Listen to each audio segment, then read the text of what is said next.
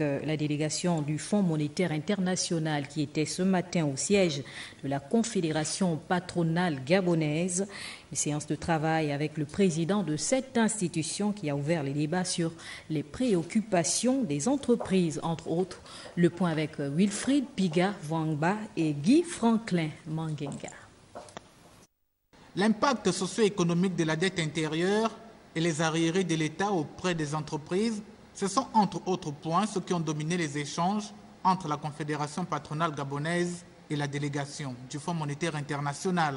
Nous avons échangé sur le fait que la situation économique demeure difficile, mais il y a un plan de relance économique que le gouvernement est en train de mettre en place.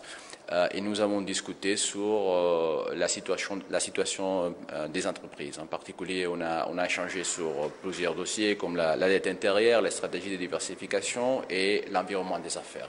Un regard synoptique posé sur le plan de relance de l'économie nationale a orienté également les réflexions sur la contribution de la CPG aux stratégies constructives et novatrices initiées par les plus hautes autorités de la République et l'ensemble des partenaires au développement. Les perspectives de mobilisation des ressources pour l'État sont là, puisque aussi bien le Fonds monétaire, la Banque mondiale, l'AFD que la BAD soutiennent le gouvernement dans ce plan.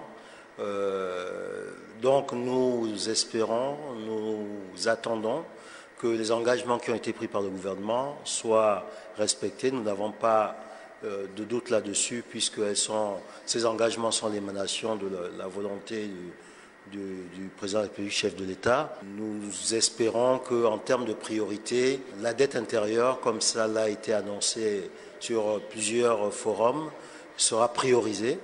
Ce tour de table, suite logique des différentes rencontres entre la délégation du FMI et l'État gabonais, a permis de dégager les perspectives à long et moyen terme.